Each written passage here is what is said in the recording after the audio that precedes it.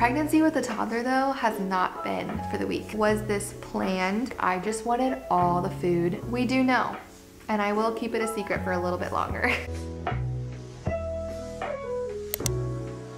Hello you guys, welcome back. Welcome to my pregnancy Q&A. I'm so excited to be filming this video. Obviously, if you missed my big announcement from last week, go watch that, but I am pregnant. It's been a long 3 months of knowing without talking about it, so I feel like I have so much to share. Thank you guys so much for all of the sweet comments on my video, on my Instagram post, my Instagram DMs, everything. I have read every single one of them, even if I haven't been able to respond to every single one of them. It's just very overwhelming, but in the best way. There are a lot of you who have been here since I've started my channel. There are a lot of you who have been here since I was pregnant with Jordan. It's just really cool that there are so many of you that just care so genuinely about me and my family. I can't even thank you enough. Like, I don't even have the right words, but I see your comments and your messages, and thank you. I did put up a little question box and I just let you guys ask me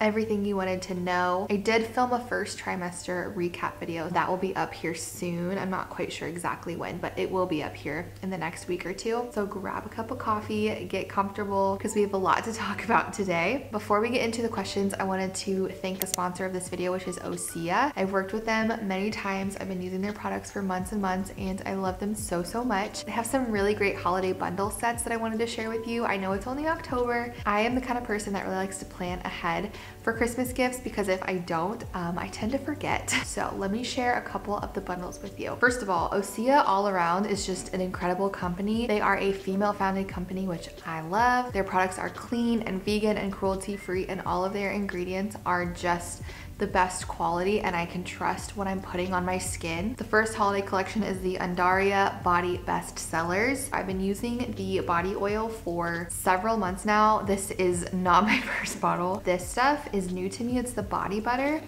and I have already made quite a dent. I use this every single day and night. I've even been using both of these on the bump already, because I do already have a bit of a bump. Together, these products have a value of $108, but you can buy it for $72, which is 33% savings. Another really great bundle is the bestseller minis collection. This is like the perfect gift if you don't know what to get somebody or what they would like, because it literally just has everything. It has a cleanser, a serum, a cream, an oil, a balm, and a scrub. So it's just got a little bit of everything, and they're all mini sizes. This one has a value of $110, but you can get it for only $78, which is 29% off. So if you are interested in grabbing these for somebody this holiday season, or if you just want to treat yourself, make sure you check out the link down below and check out Osea's bundles. And for a limited time, you can use my code, which is Emma Grace, and that will get you 10% off of your purchase. Make sure you check them out, and thank you Osea for sponsoring today's video. Let's get into the questions. I feel like the first question I should answer is, how far along are you? And I am 18 weeks pregnant, which is kind of crazy because with Jordan, I feel like we announced pretty early, or at least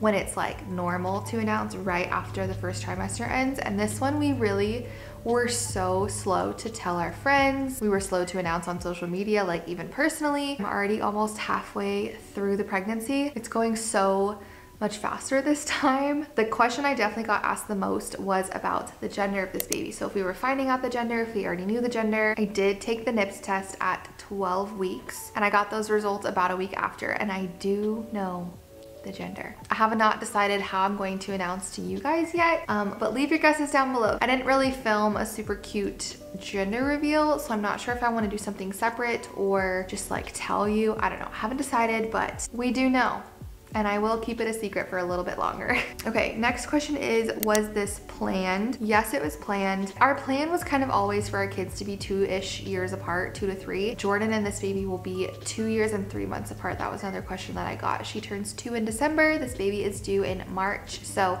they will be just over 2 years apart, which is honestly exactly what I would have hoped for. Obviously, I was very open, and whatever the Lord picked for us would have been whatever he picked for us, but I am really excited just about the timing of everything. And kind of to go with that, how did you know that you were ready to try for another baby? So I knew I wanted to start trying once I was done teaching. To be honest with you, the main reason, and it's kind of a selfish reason, is I did not want to go through the first trimester while I was still teaching. ever again. So I knew I wanted to wait until I was finished teaching to try, because I did not want to be pregnant and teach. And that would have also put them both in like December and January, and I wanted them to have their birthdays at least a few months spread out. So logistically, that's why we knew we were ready to try, is that was kind of like my timeline. But I also just kind of felt, I don't want to say like we were missing something, because that's not what I mean. I guess I just felt like that desire came back. Like for the first year or so of Jordan's life, I did not really have that desire to have a baby yet. That's when that kind of baby fever, I guess, started to return. So then by the time I was actually done teaching, I felt a lot of peace about it, because it's been something I'd been praying about and kind of preparing my heart for several months at that point. How has this pregnancy compared to your first? Has it been as hard? So many of you asked this question, which honestly really touched me, that you remember that my pregnancy was hard with Jordan. That's just so sweet. It's been very similar in a lot of ways, but it's also been different in other ways. Like, I don't know, I don't want to say too much also, because a lot of this you'll hear in the first trimester vlog. So my skin with Jordan, I broke out like crazy, and I just had really gross skin. And with this pregnancy, I feel like I've been definitely more glowy and have not had any acne at all. With both though, I've been nauseous, I've had morning sickness, I've been very tired and exhausted. With Jordan though, I couldn't keep food down. I had to be on Zofran my entire pregnancy, whereas this one, I threw up, but not very often. I am now fine. Like, I don't have morning sickness anymore, I'm not nauseous, which was never a thing with Jordan. Like, I never had that moment where I was in the clear.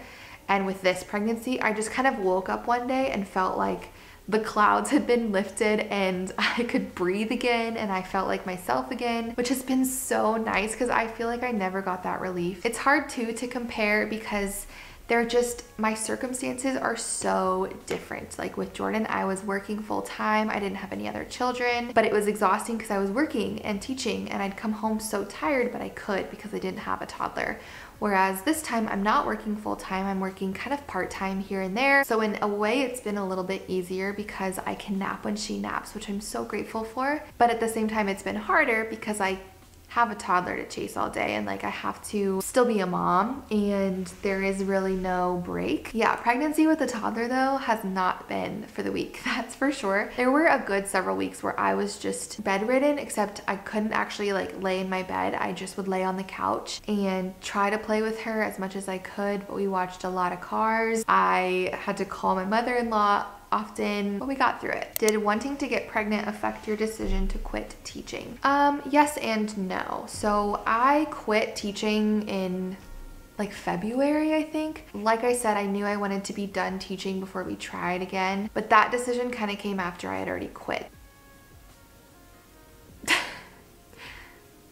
I just lost my entire train of thought. You know on The Sims when you can like exit the task you're about to have them do? That's like what just happened to my mind. What was the question? I wouldn't say that it really influenced my decision to quit, but it was definitely a bonus when I did decide to leave and quit in February, knowing that I would be able to have this year to be pregnant and not have to worry about teaching full time. But honestly, more importantly, I was really, really grateful to get this time with Jordan. That truly was probably the biggest thing that influenced my decision to stay home, and I haven't really been able to share that yet. Realistically, I could have taught one more year, taken my maternity leave in March, and just not come back and, you know, quit the next year. So I could have done another year. I really desired at least a little bit of time to be a stay-at-home mom with just Jordan, because I never got that. And I kind of always knew once I had a second kid, I'd want to stay home with them. Like that was kind of always my goal, but I was really, really blessed to be able to stay home a little bit earlier and get these several months with just Jordan and I, and I'm so grateful for them, because it will never be just Jordan and I again, because her whole world is about to change, our whole world is about to change. After your last hard birth, how are you feeling about birth again? This was another thing I thought was just a very sweet question that a lot of you asked. So with Jordan, I did have a very hard, scary birth. That has definitely been something that has been weighing on me in terms of being ready for another baby, because obviously I have to give birth again. I remember right after I had Jordan, before I started going to therapy, I didn't know if I would ever want to have another baby, because I didn't think I could handle going through that again. First of all, I'm really grateful that I did go through therapy, because it helped me heal and process that trauma. And without therapy, I don't know that I would be pregnant right now. I also think the Lord has done a lot of healing over time, and just giving me a lot of peace about this experience and it being very different. I don't know what it will entail, but I trust that it's going to be okay and he's going to carry us through it. Kind of the same thing with this pregnancy. I had a lot of anxiety about being pregnant again, just because it's a scary thing to go through. My last one was so incredibly hard on me mentally and physically, and I'm really grateful that this one so far has redeemed it.